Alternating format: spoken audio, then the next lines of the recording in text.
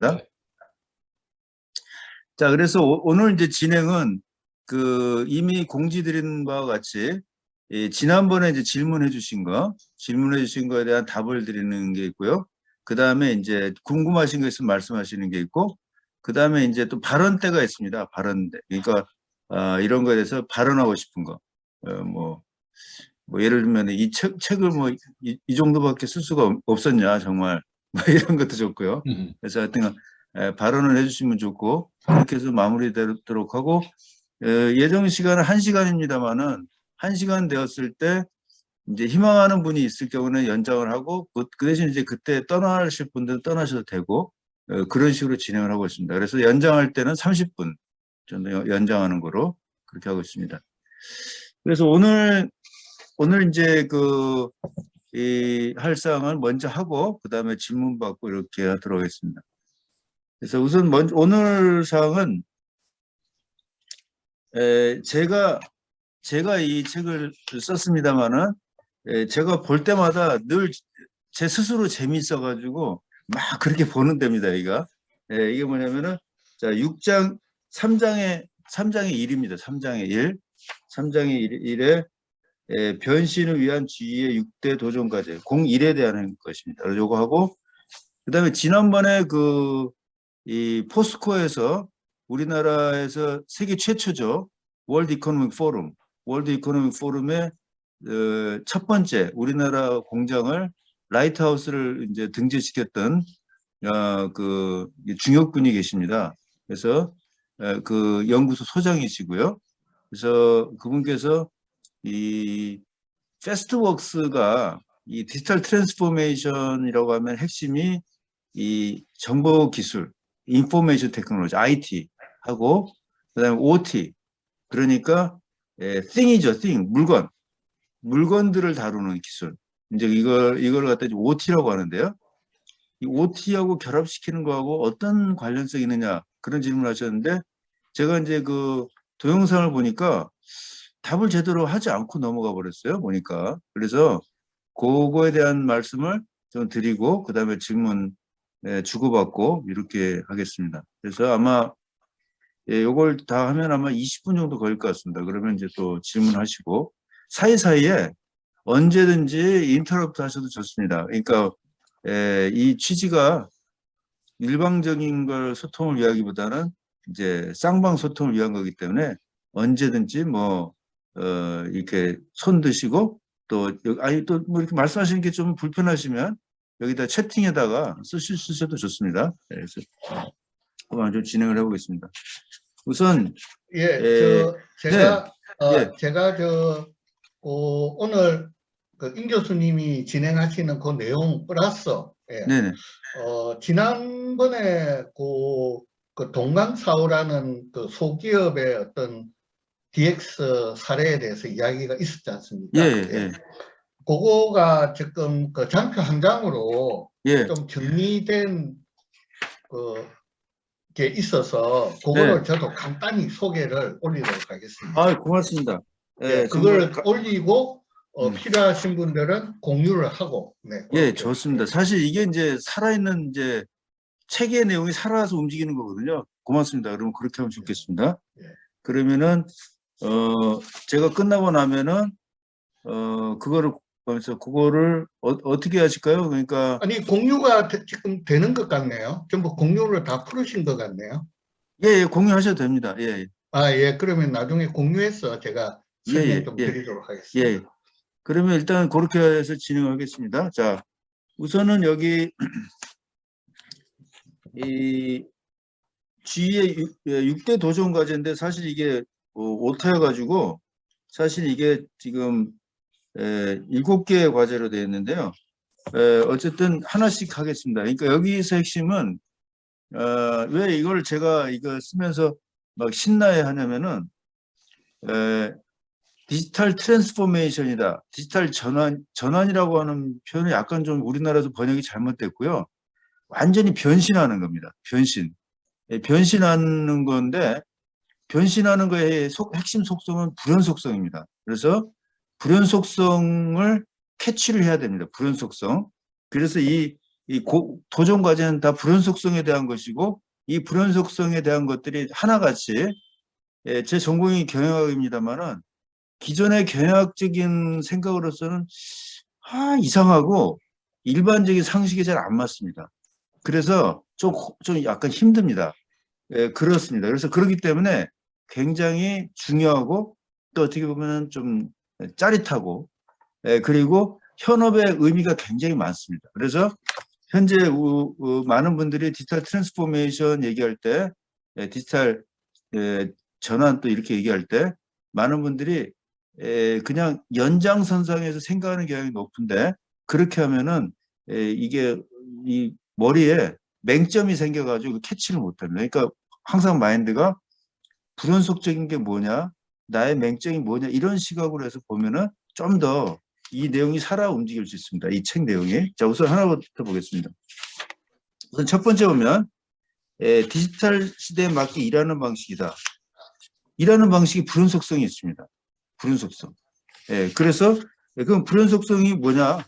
불연속성에 대한 것을 하나씩 하고 다루고 있습니다. 뭐냐면 도전과제. G가 딱 2011년에 이게 소프트웨어 중심으로 해서 제조업이 바뀌는 거구나. 이걸 딱 느낀 순간 우리는 죽었구나. 왜냐? 불연속성이. 이게 낭떠러지가 딱 보이는 겁니다. 그런데 그 중에 하나가 뭐냐? 빨리빨리 움직여야 되는 거예요. 제조업은 빨리빨리 못 움직이거든요. 그게 불연속적인 겁니다. 그래서 빨리빨리 움직여야 되는 거에 대해서 일하는 방식 빨리빨리 움직여야 돼요. 그래서 그걸 생각한 게 패스트웍스입니다. 그래서 도저히 우리나라 기업, 우리 이 제조업은 도저히 빨리 못 움직인다. 왜냐? 하드웨어를 다루기 때문에 완벽해야 돼요. 그래도 어떻게 빨리 움직이냐? 소프트웨어를 빨리 움직일 수 있는데. 그 부분이 하나고요. 그래서 어떻게 하면 소프트웨어 업체처럼 빨리빨리 일하는 방식을 빨리빨리 하느냐. 이게 도전입니다. 이걸 하지 않으면 우리는 소프트웨어 업체들 죽는다. 이게 이제 G가 느낀 거고요. 지금 현재 일어나는 변화가. 그래서 여기 보면은 이제 98페이지에 마지막 문단에 보면 여기 소프트웨어 업체만큼 돼야 된다. 이런 문제가 있습니다. 그래서 여기서 지금 이렇게 나오는 얘기들이 우리나라에서 흔히 얘기하는 디지털 전환이라든가 이런 얘기 약간 다르죠. 그래서 그 두 번째고는 빨리빨리 움직여야 되는데 빨리빨리 움직이려면 스트레스를 엄청 받습니다. 그리고 빨리빨리 움직이려면 결제를 받아야 되는데 이 대기업이고 제조업이면 결제하는 시간이 엄청 걸려요. 또 중소기업도 마찬가지입니다. 중소기업도 기존에 하던 방식이기 때문에 빨리빨리 움직이는 것도 빨리빨리 결제를 받아야 돼요. 그래서 G 생각, 이거를 빨리빨리 결제받는 식으로 해가지고 안 되겠구나. 이거를 자동으로 움직이게끔 종업원들이. 종업원들 빨리빨리 움직이도록 하는 것을 하는데 이게 스스로 움직이게끔 해야 되겠다. 그러면 아예 우리 회사가 뭘 중요하다라고 하는 걸 알려주고 그 방침을 따른다고 하면 그냥 니네가 자동으로 해도 되게끔. 예를 들어서 예를 들어서 어떤 회사가 고객 최우선이다라고 하는 걸 만약 방침을 밝히면 사장이나 윗사람한테 결제를 받지 않더라도 고객이 원하는 것을 들어주기만 하면 아무 문제가 없게 돼버릴 수 있잖아요. 그렇게 할 수 있잖아요. 예를 들면 그런 식의 접근이라고 할 수 있습니다. 그래서 자 G는 이 현재 이 변화는 굉장히 빨리빨리 움직여야 된다. 그리고 고객 중심으로 움직여야 된다. 그리고 기존보다 좀 더 오픈 방식으로 움직여야 된다. 이런 게 있거든요. 그런 것들 종업원들이 기존 방식과 다르게 자동으로 움직이기를 어떻게 해야 될까라고 하는 것을 해서 고민한 게 이게 G 빌리프라고 하는 겁니다. 이게 굉장히 혁신적입니다. G 빌리프를 보면요, G 빌리프는 기존의 어떤 우리 회사의 뭐 사훈이나 이런 거 있잖아요. 이런 거와 달리 전부 동사로 돼 있어요. 동사로 되어서 구체적으로 어떻게 움직여라라고 하는 게 들어있습니다. 움직여라고 하는 게 들어있고 여기에서 빠르게 움직이는 것, 고객 중심적으로 움직이는 것, 그 다음에 보다 오픈해서 움직이는 것, 그 다음에 불필요한 걸 제거하는 거, 빨리빨리 하려면 이런 것들이 다 들어있습니다. 그래서 여기 1, 2, 3, 4, 5라고 하는 게 전부 그런 부분이고요. 그래서 특히 5번 일단 시도하라는 거. 불확실성한 세상에 성과를 올려라고 하면 일단 시도하라는 거예요. 시도했을 때 너한테 크게 블레임하지 않겠다. 근데 서로 힘을 주고 격려하라는 거는 오픈해서 하라는 거. 오픈해서 하고 서로 왔다 갔다 하면서 기존 제조업에서는 불가능하잖아요. 예. 그다음에 3번 맹자할 공자할 당연한 말인 것 같지만 일단은 뭔가 했을 때 실패했을 때 크게 문제가 안 되고 거기에서 계속 그거를 인디케이터하는 패스트웍스나 이런 것들이 있거든요. 이런 것들을 전부 다 반영할 수 있도록 이런 게 다 들어가 있습니다. 첫 번째는 커스터머 중심이고 2번 이런 거 스피드와 관련된 것이라고 할 수 있고요. 그래서 이런 것들이 여기에 대한 내용들을 쭉 넣어놨고요. 그래서 보면 이런 것들이 서로 같이 다 연결이 됐습니다. 특히 세 번째의 경우에는 배우고 적응하라라고 하는 부분이 말하자면 플레이하고 빨리빨리 시도해 본다라고 하는 이런 것과 같이 또 결합이 되어 있습니다. 그래서 여기가 이제 이런 부분이 있고요. 혹시 뭐 좀 이해 안 되시거나 제 문제점이 뭐냐면 제 말에 취해가지고 빨리 말씀드리는 경향이 있습니다. 그래서 좀 제가 병인데 그래서 좀 언제든지 이해 안 되는 것은 말씀 주시고요. 그 다음에 세 번째는 이게 지금은 이제 오픈해서 서로 한마디로 지금 이 기업들이 겪는 변화는 기존에 같이 서로 친하지 않던 조직. 그러니까 공장에 가면은 일단은 저기 전산실에 있는 사람하고 소프트웨어에 있는 사람하고 또 공장에서 기계 만드는 사람하고 별로 친하지 않거든요. 근데 서로 같이 얘기를 해야 되거든요. 또 마케팅하고 공장에 있는 사람 얘기 안 해야 되는데 해야 되고 친하지 않은 사람들이 자꾸 얘기를 해야 됩니다. 그런데 지금까지 이 기업의 평가 방식, 경영의 평가 방식이 뭐냐 부서별로 돼 있거든요. 부서별로 평가해가지고는 작동이 안 된다 회사가. 제대로 원하는 방향을 못 움직인다는 겁니다. 그래서 여기서 나온 것이 보면 평가 방식이 바뀌는 얘기가 나옵니다. 그래서 이 부분에 대한 얘기가 심지어는 이제 휴대폰까지 이용해 가면서 평가가 중심이 아니고 가능하면 서로 코칭해주고 도와주고 이런 얘기들이 나오고 평가도 이 기존 방식과 기존 뭐 부서별 중심이라든가 이런 식으로 하지 않는다라고 하는 건데 이게 가장 큰 문제가 지금 조직이 서로 기존에 상호작용하지 않던 조직이 같이 왔다 갔다 정보를 주고받고 같이 협력해서 하지 않으면 안 된다라고 하는 것 때문에 이런 변화가 생겼고 또 하나는 서로 이제는 다 디지털 도구들이 주어져 있기 때문에 이걸 이용해서 기존 방식과 다르게 보다 더 잘 할 수 있기도 하고 또 결국에는 평가하는 게 뭐냐 일을 잘하게 하는 거 아니냐 그러면 아예 코칭으로서 할 수 있지 않느냐 정보도 제공해주고 이런 접근이 이제 나오는 부분이고요. 그 다음에 이게 이제 일하는 방식이 바꾸는 거에 대한 얘기입니다. 그래서 이게 세 번째에 나온 얘기고요. 네 번째는 그런데 이런 것들이 일하는 방식을 바꾸기 위해서는 이런 것들이 바뀌는 과정에서 일어나는 문제를 실제로 도와주는 이런 조직들이 나와줘야 된다. 그런데 제가 이런 것을 말씀드리면서도 제가 좀 막 신이 나는 건요.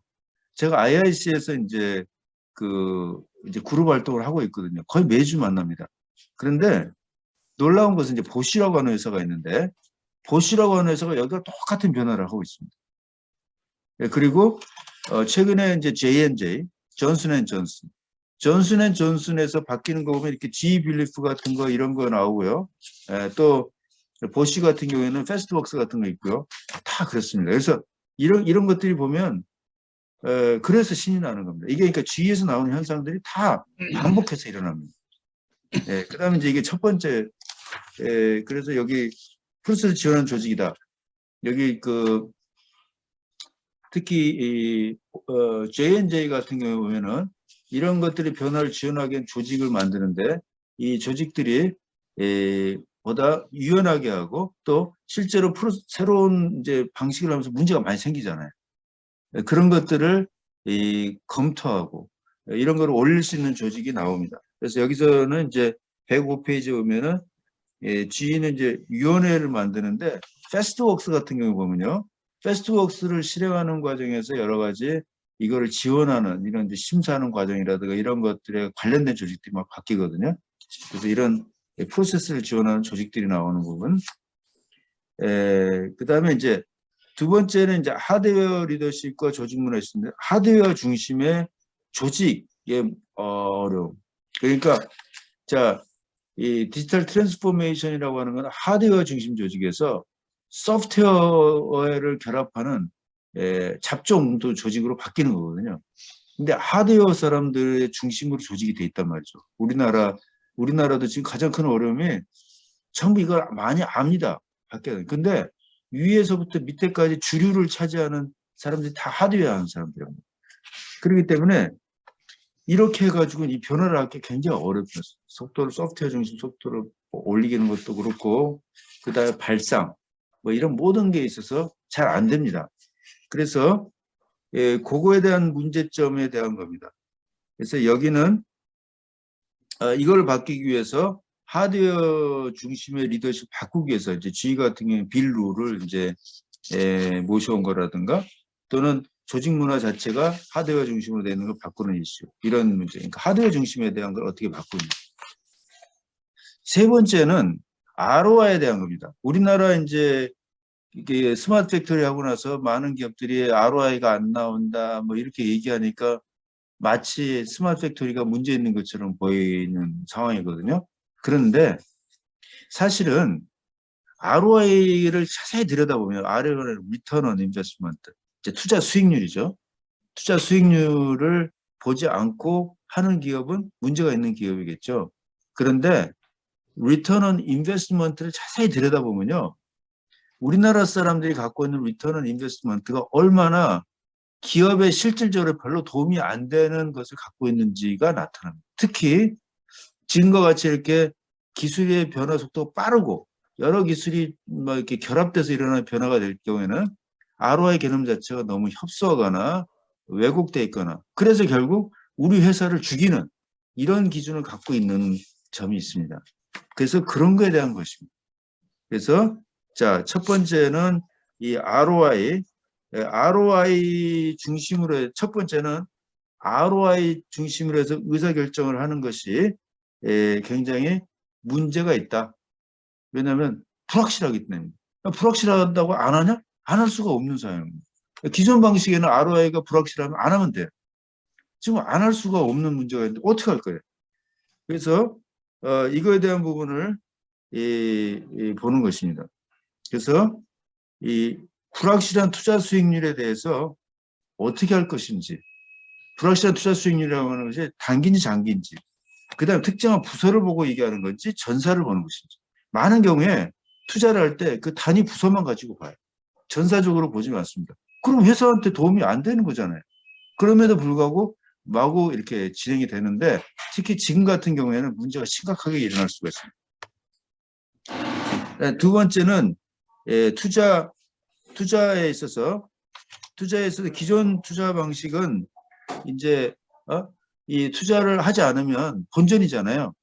지금은 투자를 하지 않으면은 본전이 아니라 막 역동적으로 바뀌는 환경이기 때문에 본전이 아니라 오히려 회사의 경쟁력이 본전은 되는데 회사의 경쟁력은 몰락할 수가 있습니다. 그러니까 시간의 보복.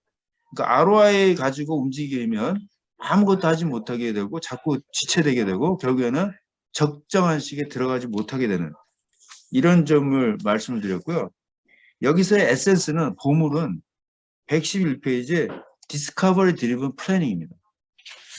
그래서 자 지금까지 말씀드린 거 ROI를 볼 때 자 장기냐 단기냐 또는 어느 부서를 보느냐 이런 것 쭉 말씀드렸고 그런데 이것이 기존 방식으로 본전이다 아니다 또 수익률이 더 높다 낮다라고 하는 관점을 했을 때 상대적으로 기존의 안정적인 환경에 비해서 다른 의미를 가지고 갈 수가 있다 이렇게 했는데 이걸 더 치밀하게 볼 수 있는 게 디스커버리 드리븐 플래닝입니다. 이거는 자 ROI라고 하는 것은 기본적으로 어떤 가정을 하고 하는 것입니다. 그러니까 우리의 짐작이 맞을 것이다. 그런데 일반적으로 안 맞거든요. 특히 지금같이 불확실한 환경 속에서는 다 통밥입니다. 통밥. 통밥을 가지고 의사결정하는데 마치 그럴듯한 것처럼 하는 것이죠. 그래서 야, 그거 통밥 아니지 않니? 자, 통밥 1 가지고 와봐. 네 통밥 1, 통밥 2, 통밥 3. 그 말하자면 가정 쭉 갖고 와봐. 한 10개 정도 갖고 와봐. 자, 그거를 verify, 점검해보자. 점검해보면서 이 ROI에 대해서 해석을 해보자. 자, ROI 갖고 와. 이 ROI에 대해서 이 가정 조건을 놓고 그러니까 ROI 10개 정도 갖고 와. 그래 놓고 그거에 대한 가정 전제 조건을 계속 체크해 가면서 ROI 자체가 과연 제대로 됐는지를 점검해보는 이런 것이 바로 디스카이트 드리븐 플래닝입니다. 그래서 현재 이 의사결정 방식, 이 방식을 많이 실험을 해봐야 됩니다. 우리나라에서는 이제 이거에 대해서 많이 하고 있다라고 그런 걸 아직까지 제가 접해보지는 못했습니다만은. 그래서 여기 이제 예로서 이제 GE 제트 엔진을 이제 그 3D 프린팅으로 해서 이거를 그 적층 제조 방식으로 하는 거에 대한 얘기입니다. 우리나라 방식의 ROI 방식으로는요 절대로 할 수 없는 점이 있습니다. 단위 부서라든가 이런 의사결정 실제로 비싸거든요. 기존 방식보다. ROI가 없어요. 그런데 들어간단 말이죠.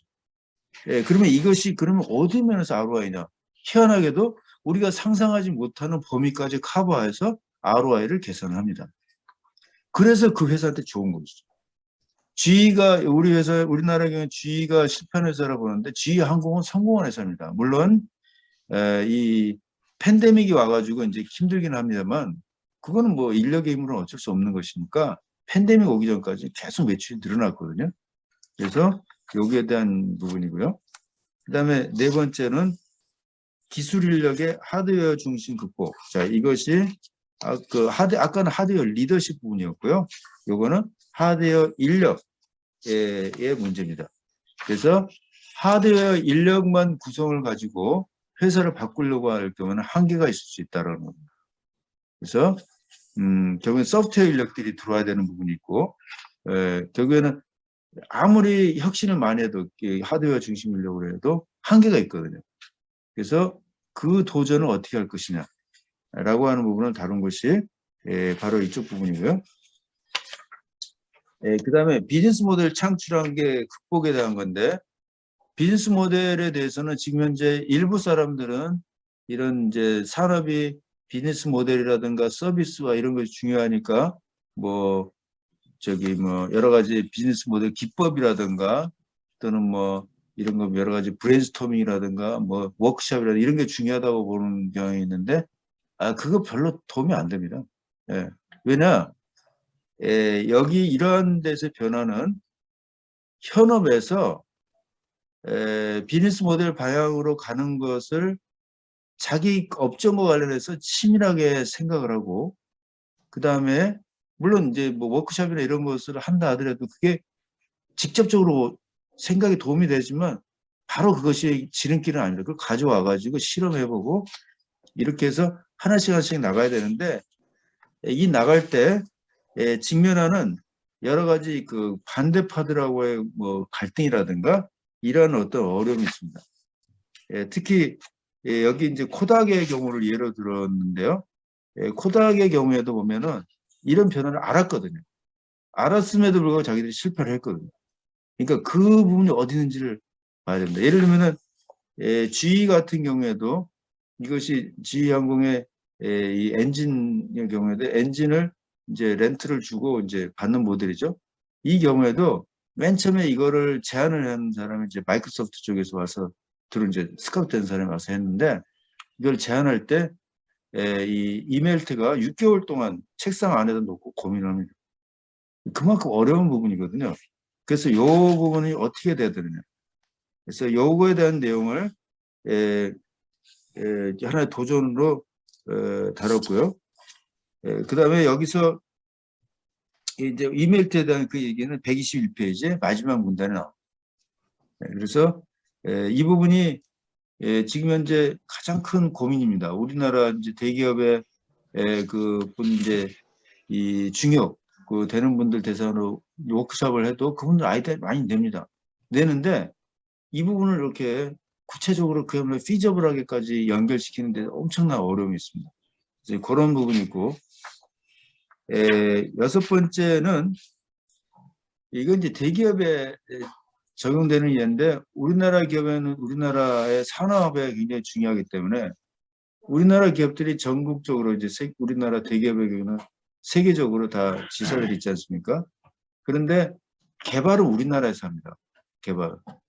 이렇게 했을 경우에 지금 현재 굉장히 빠르게 변화하고 그다음에 고객 중심적으로 변화하고 이런 혁신을 하는 데 있어서는 그렇게 해가지고 대응 능력이 굉장히 떨어지게 됩니다.